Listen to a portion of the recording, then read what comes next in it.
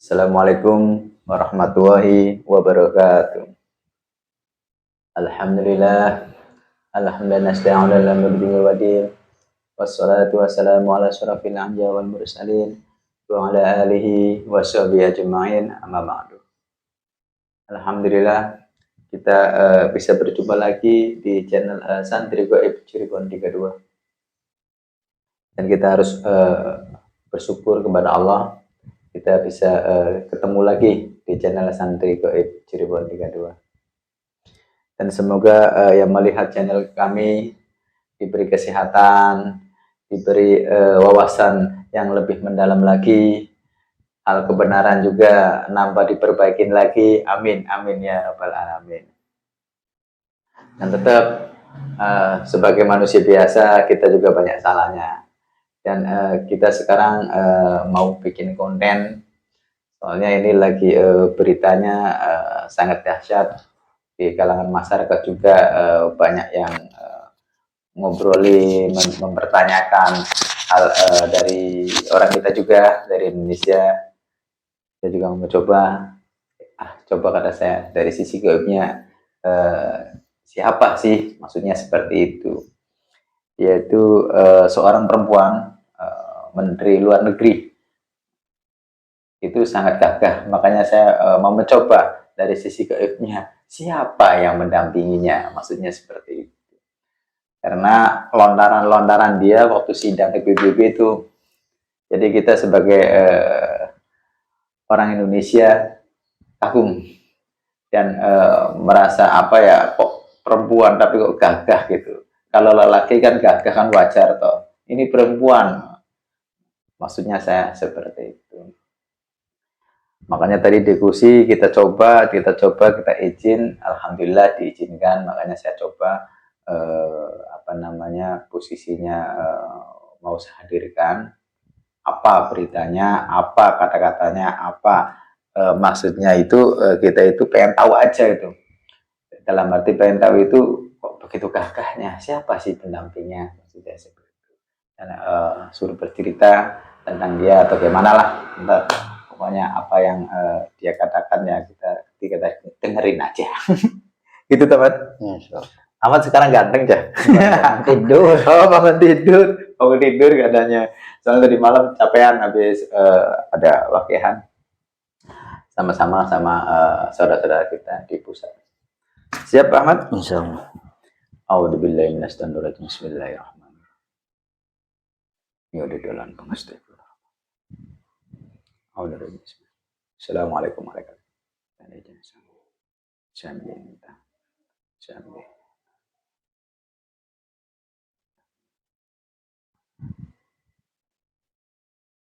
Yang di sini. Allah. Masuk. Salam.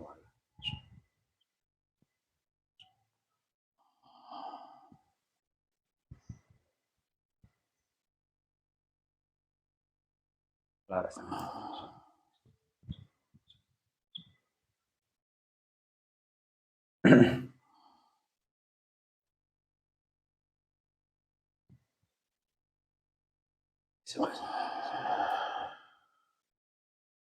Assalamualaikum warahmatullahi wabarakatuh. Waalaikumsalam warahmatullahi wabarakatuh. Hampura kalau menghadirkannya kurang sopan. Dari golongan apa? Saya roh Hampura. Tadi saya panggil posisi dari mana? Saya hadirkan di sini. Saya bisa di mana saja sesuai tugas yang saya jalani. Hampura.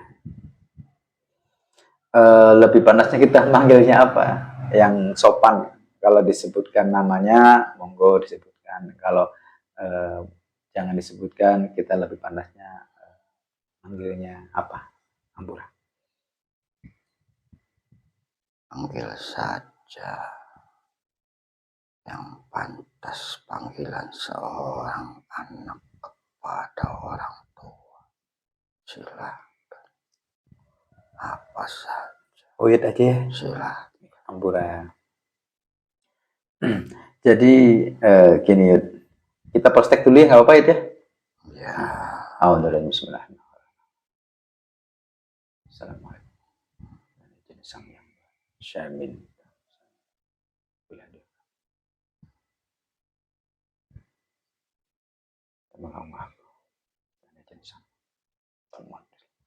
Allah. Salah. Masuk ke sampai medium. Salah. Allah. Ampun ya. Ya, tidak apa. Oke. Jadi gini Yud, ini kan di Indonesia kan ada sosok menteri luar negeri, tapi dia itu posisinya tuh perempuan gitu loh. Jadi dia itu posisi begitu dapat tugas dari PBB atau rapat dunia, itu sangat lantang begitu pidatonya. Apalagi dia sekarang kan dia diutus dari Indonesia ke PBB itu, dia lantang dan tegas untuk memperjuangkan kemerdekaan Palestina. Itu lantang, dan yang lainnya tuh pada pelangap-pelung tuh, dan pada bingung begitu begitu lantangnya gitu loh, gagahnya gitu loh untuk memperjuangkan Palestina merdeka. Ampun ceritakan siapa sosoknya sebenarnya?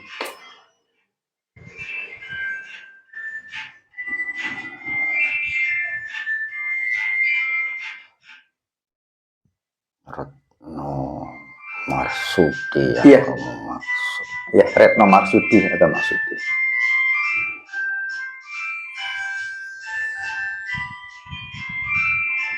Iya.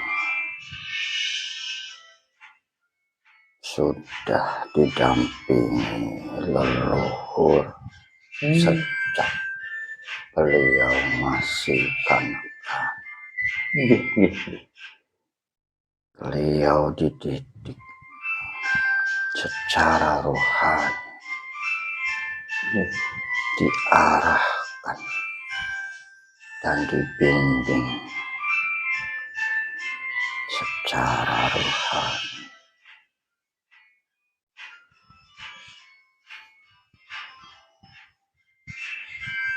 Yang dimana suatu saat nanti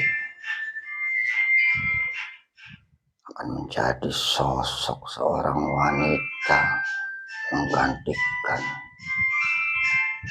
Kartini negeri ini. Di mana keberanian seorang wanita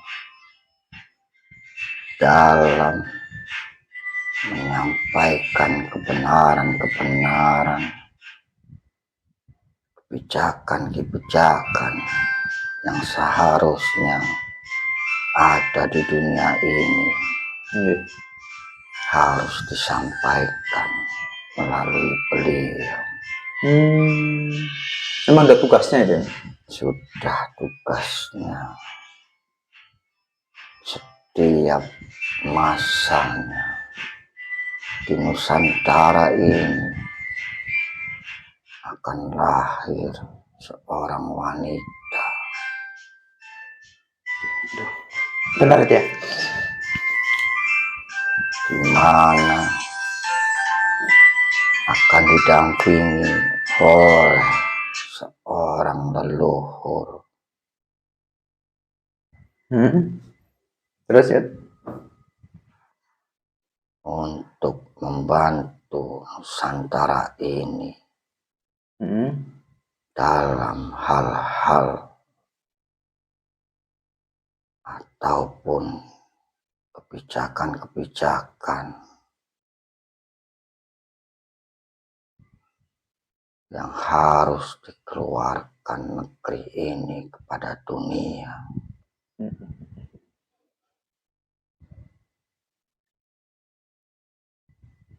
Dan setiap masanya itu ada Dan di saat ini beliaulah yang didampingi.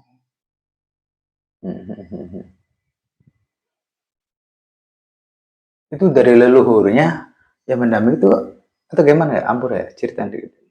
Dari leluhurnya yang masih keturunan Pajajaran. Oh, ada keturunan dari Pajajaran ya?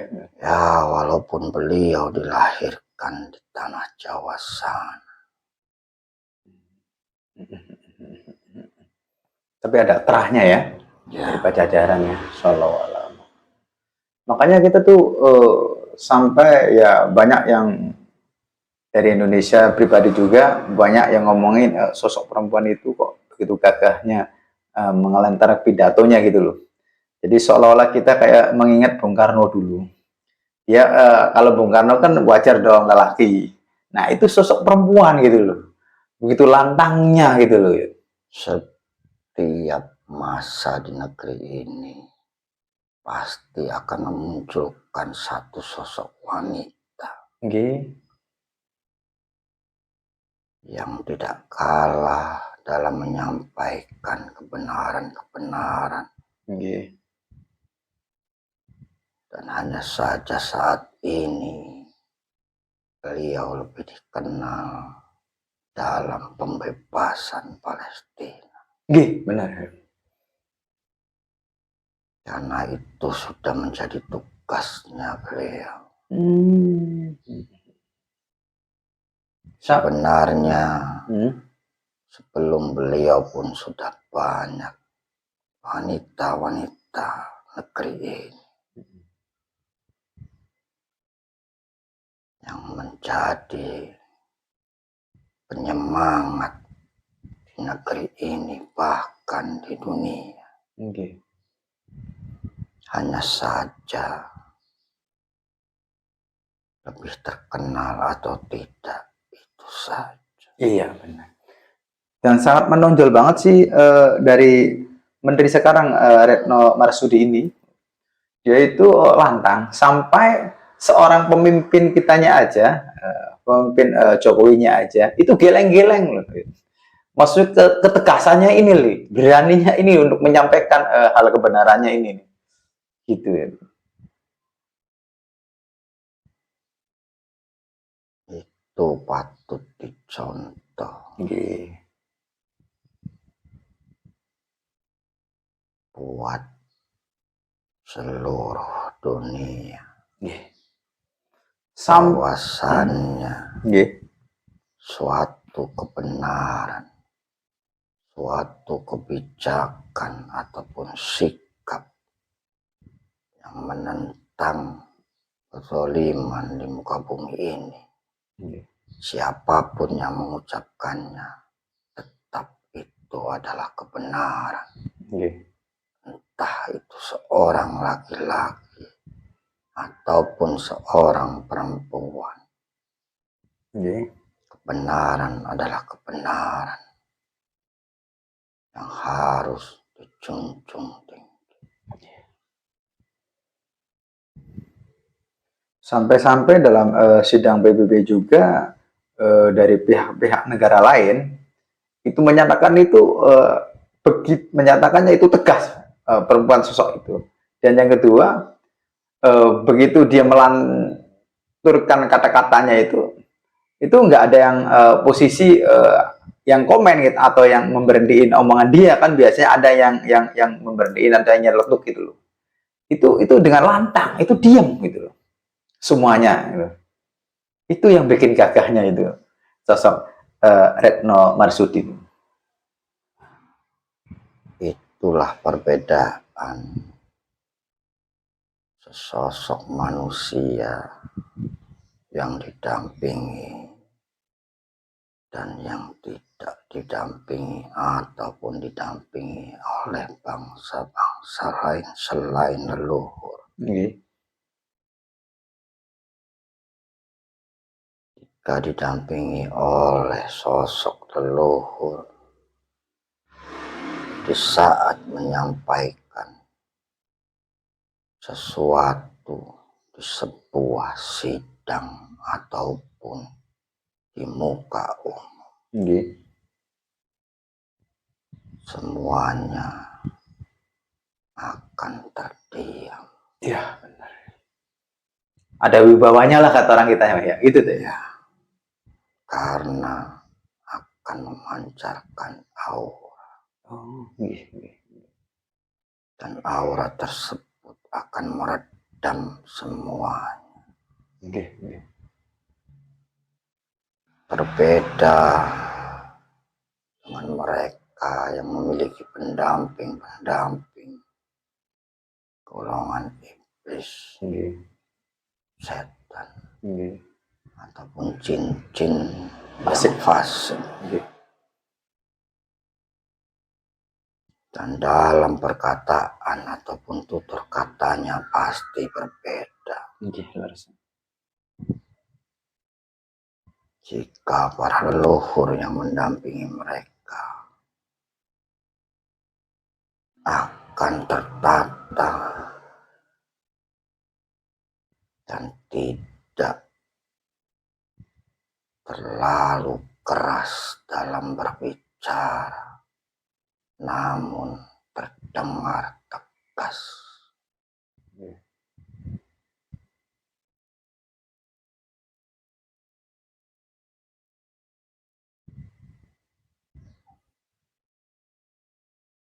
Berarti dia tuh memang ya, Retno Marsudi di satu udah tugasnya ya, khusus menyampaikan seluruh dunia juga ya gitu ya, ketegasannya itu ya. Nah, apalagi dia posisi dari Nusantara juga. Nah, orang kan kembali lagi kan ke Nusantara gitu. Ini sosok siapa gitu loh, kok perempuan. Nah, itu yang bikin kita pada mengagumi dia. Jadi seorang perempuan kok tegasnya. Dan dia itu melanturkan juga ya, nggak asal melanturkan, kata-katanya tegas. Apalagi dia sekarang mau memerdekakan Palestina, itu begitu gagahnya. Yang lain juga jadi ikut respon sama dia, ngikutin gitu. Itu yang bikin heboh lagi itu. Yang lainnya banyak mengikutin gitu loh untuk kemerdekaan Palestina gitu. Ialah sosok Sri Kandi negeri ini. Termasuk udah sosok Sri Kandi ya? Ya, di masa saat ini. Nggih, benar.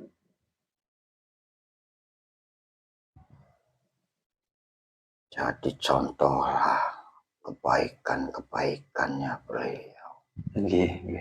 Keberaniannya beliau dalam menyampaikan kebenaran.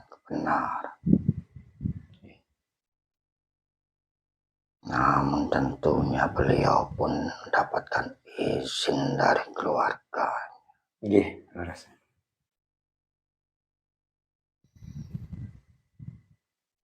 Apalagi mengemban tugas sebuah negara.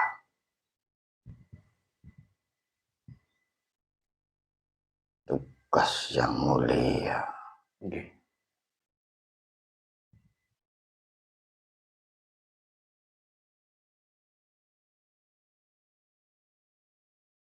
Banyak pelajaran yang bisa didapat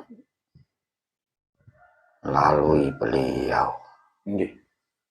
Emang tegas orangnya, pintar.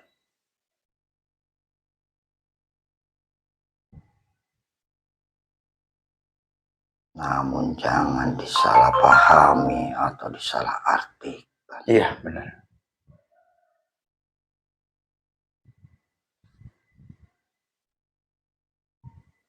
Jadi memang tidak semua sosok pemimpin-pemimpin di negeri ini yang didampingi oleh leluhur. Ada beberapa sosok pemimpin yang didampingi pasukan-pasukan Dajjal. Ada ya? Ada. Yang sekarang? Kayak sekarang. Setiap masanya. Oh, tiap masanya. Nggih, nggih. Karena itu sudah menjadi takdir ataupun perjalanan sebuah negara. Nggih. Pasti ada itu ya. Ya, Namanya kehidupan, ada yang menjalankan hal kebenaran, ada yang menjalankan hal gak baik gitu. Ya dah. jadi tinggal bagaimana seorang pemimpin menjalankan tugas-tugasnya, Iya. membagi tugas-tugasnya Nggih. dalam menata sebuah pemerintahan dan menata seluruh masyarakatnya, Nggih. menuntun ke dalam suatu kebenaran.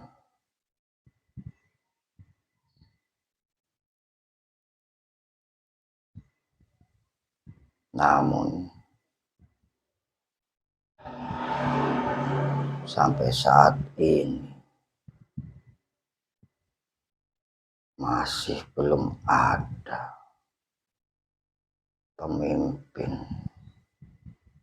yang membawa masyarakatnya mendekatkan diri kepada Sang Pencipta.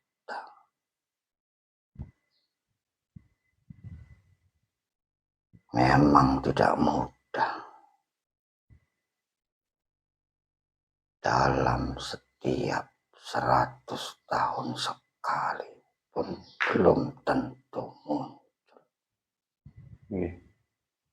Karena sosok itu adalah sosok yang terpilih.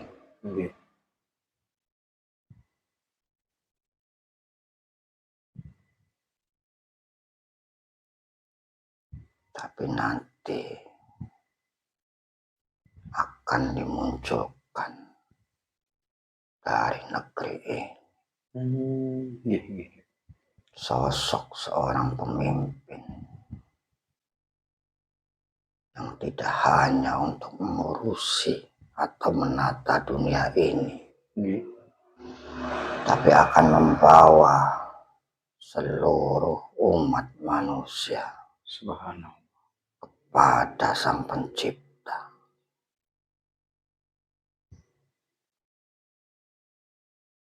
Itulah sosok yang terpilih.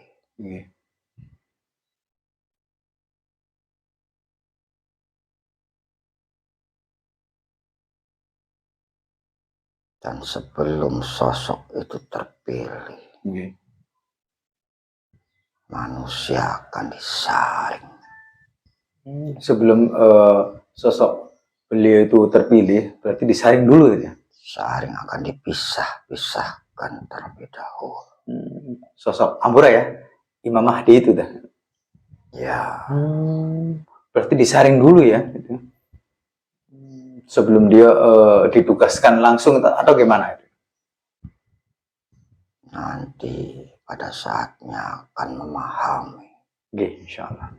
Jika dijabarkan pun belum tentu akan memahami. Banyak orang yang mengabaikan dan menyepelekan hal semacam ini. Iya, benar-benar. Padahal itu udah sabda Rasulullah juga bakal besok di akhir zaman ada seorang sosok pemimpin, yaitu akhir zaman ya, itu Imam Mahdi. Kan udah dikasih tahu sama Rasulullah, tapi orang itu apa ya, mengabaikan lah. Seperti itu atau gimana itu? Ya, karena pemahaman-pemahaman mereka yang dikuasai oleh bangsa iblis dan pasukan. Iya, benar. Dan apa yang mereka pahami dan mengerti dan serta mereka pelajari selama ini, itulah kebenaran bagi mereka. Ya, benar. Biarkan saja. Ya, biarkan saja. Ya, banyak menyembuh itu udah wajar, udah biasa. Apalagi kita manusia biasa itu. Sosok Rasulullah aja banyak mencaci maki. Ada dibilang seperti penyair, ada bilang seperti ya pokoknya yang kata-kata terselah. Apalagi kita ya udah biarin aja. Kembalikan semua Allah aja kalau kita pribadi ya.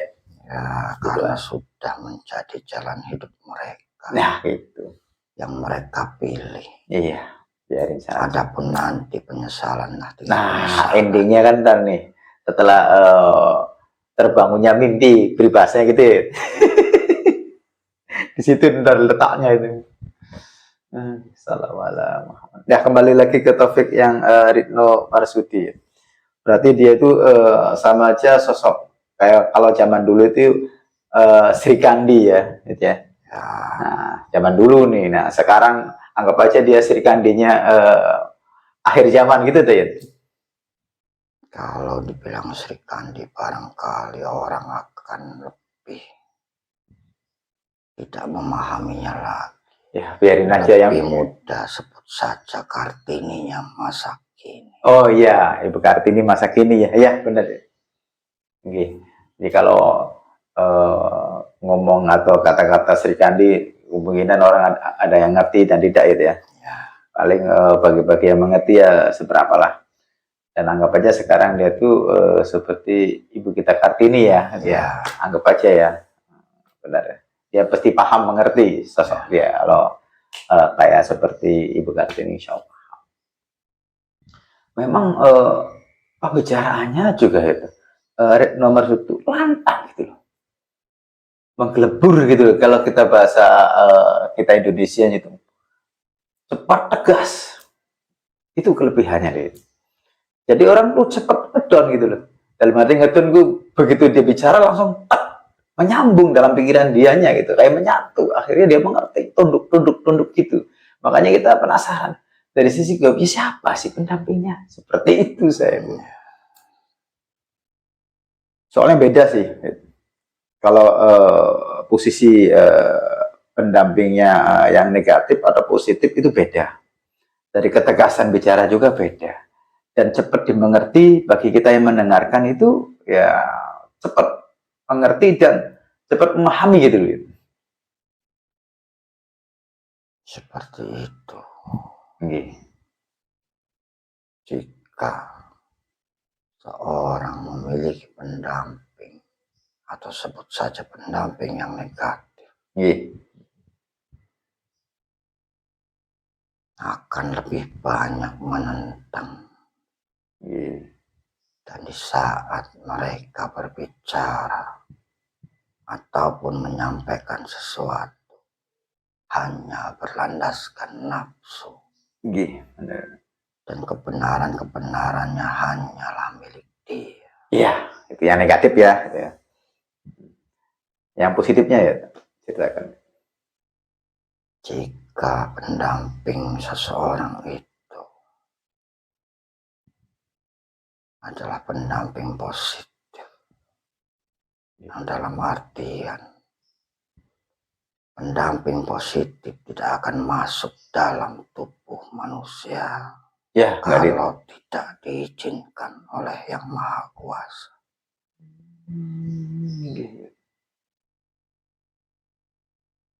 Berarti kalau pendamping hanya mendampingi saja. Ya, berarti kalau pendamping positif kan berarti kan di luar toh. Ya.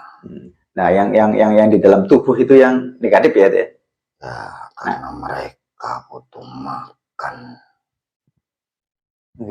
Butuh kekuatan dari inti sarinya manusia. Iya, benar. Nah, berarti kalau yang positif masuk ke dalam tubuh itu tetap izin Allah ya? Izin terlebih dahulu. Kalau udah diizinkan sama Allah itu bisa ya?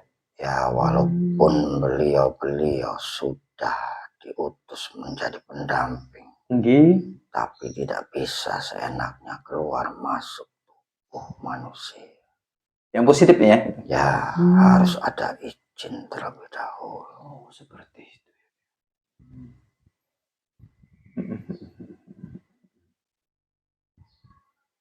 Yeah. Berarti nggak asal aja ya? Ya, Pasti ada apa namanya pedomannya atau ada aturannya ya? tidak bisa asal main masuk saja. Sama seperti mediumisasi seperti ini. Oke. Kerasan ya, biar tahu, biar memahami. Jika tidak ada izin dan memaksa untuk memasukkan sesuatu yang goib, akan masuk, namun bukan yang dimaksudkan yang masuk. Itu. Namun golongan yang lain yang masuk. Yang negatif ya? Namun juga memang sudah diizinkan dan sudah saatnya. Iya. Pasti akan masuk. Iya. Dan mudah masuk keluarnya. Iya. Tanpa melukai jasad ataupun ruh yang di dalam. Iya. Berbeda dengan sesuatu yang masuk tanpa izin, apapun memaksa untuk masuk, akan ada efek negatif dari jasad tersebut. Tetap efek ya? Ya, karena setidaknya mereka akan mengeluarkan kotoran di dalam tubuh manusia. Iya, benar. Dan kotoran itulah yang akan menjadi penyakit dalam tubuh manusia. Pasti ninggalin sih ya. Ya. Itu pemirsa, kalau mediumisasi, maaf ya, beda. Kalau mediumisasi itu nggak asal mediumisasi, itu ada metode-metodenya. Kalau nggak ada metode-metodenya, itu efeknya. Jadi yang masuk ke dalam tubuh itu kotoran-kotoran yang negatif nih, kotoran-kotoran dia itu ditinggalkan di dalam tubuh mediator itu. Dan kotoran itu membawa penyakit. Itu Tayyid, benar nggak ya? Akan menjadi suatu penyakit. Tuh. Makanya kita juga mediumisasi kalau nggak ada metodenya dan tidak ada izin guru kami, saya nggak berani. Saya dulu pernah proses zaman dulu nih belum masuk ke kita ya, itu seperti itu. Dan efeknya mediator benar, sakitnya banyak-banyak sakitnya. Proses dulu tuh ya, gitu ya. Itu namanya proses ya wajar aja, ketidaktahuan ya. Dan setelah sekarang ikut guru kami, itu metodenya itu beda. Nah, akhirnya saya memberanikan seperti itu. Nah, inilah kata Ayub juga bilangnya seperti itu. Jangan asal mediumisasi. Nah, kasihan mediatornya kalau asal. Itu pasti masuknya negatif. Penyusupnya itu rupanya wali ini, leluhur ini, itu padahal negatif.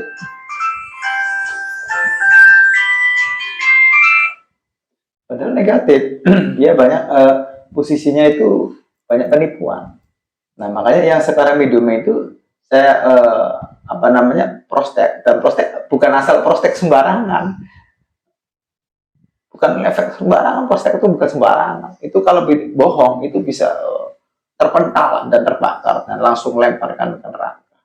Gitu ya, bener ya? Ya. Mau ceritain lagi sedikit ya, biar paham pemirsa, itu banyak yang menanyakan seperti itu juga, bener.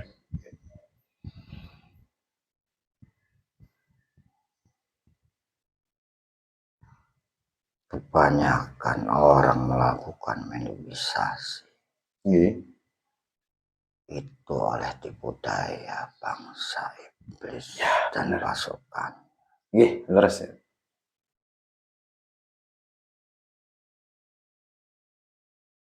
Karena kebanyakan orang di negeri ini tidak memahami batasan-batasan alam. Nggih. Karena alam semesta ini dibagi menjadi banyak alam. Nggih.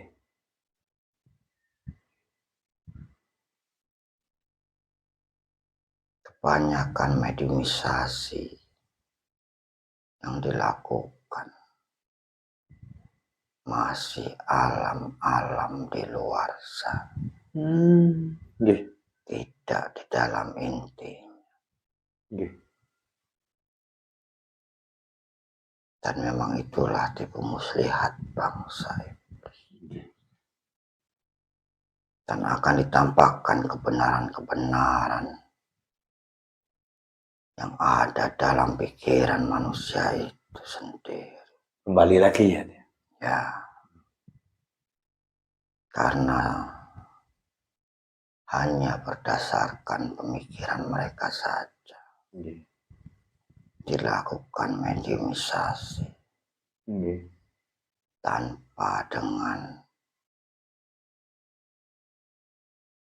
kebatinan ataupun di dalamnya lagi lebih dalam lagi. Mungkin mereka merasa sudah memakai kebatinan mereka. Namun di dalam batin itu masih dalam dan lebih dalam lagi. Ada batasan-batasan setiap batin manusia. Tidak serta-merta bisa mediumisasi. Itu suatu kebenaran.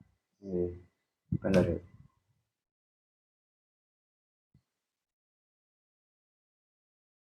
Namun ini jika dijelaskan pun belum tentu mereka memahami. Ya, udah biarin aja ya, yang posisi seperti itu memang orang sih halu dan sebagainya. Kita mah monggo. Saya mau kembalikan aja sama Allah. Itu aja. Jadi kalau misalkan kita itu mencelmohnya lagi atau membalasnya lagi, ya itu sama aja tanduk semuanya. Tidak perlu membenarkan diri. Iya, itu kembalikan aja dah sama Allah, udah gitu aja. Kalau kebenaran semua itu milik Allah, dah gitu aja. Bener nggak kayak gitu? Ya, kembali lagi ke Taufik Retno Marsudi. Ya. Tadi itu dia tuh anggap aja sosok yang sekarang itu kayak Ibu Kartini ya itu ya. Ya. Monggo Yud, barangkali ada diceritakan lagi di depan saudara-saudara kita biar melihat bagaimana sosok Retno Marsudi itu sedikit, monggo Yud. Contohlah beliau saat mengemban amanah apa yang diamanahkan oleh negara, beliau sampaikan dengan lantang tanpa ada rasa takut ataupun keraguan-raguan. Junjung tinggi nilai kebenaran, kedaulatan negeri ini.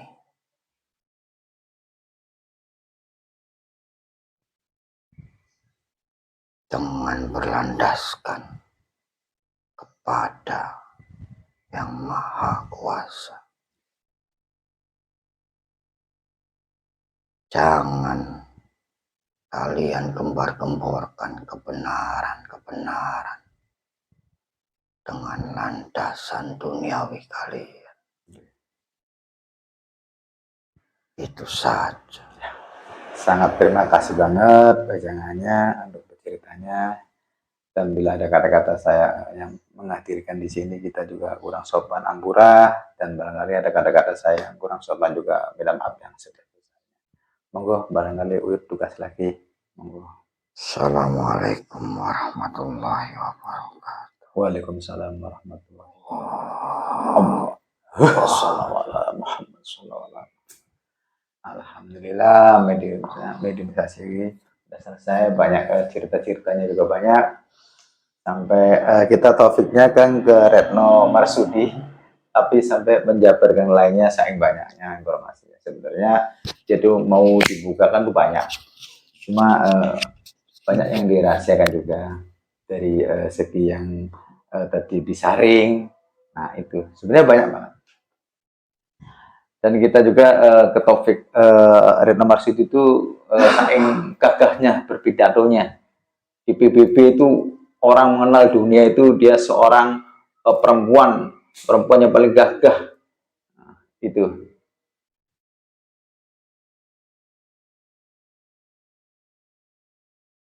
aja dari saya. Assalamualaikum warahmatullahi wabarakatuh.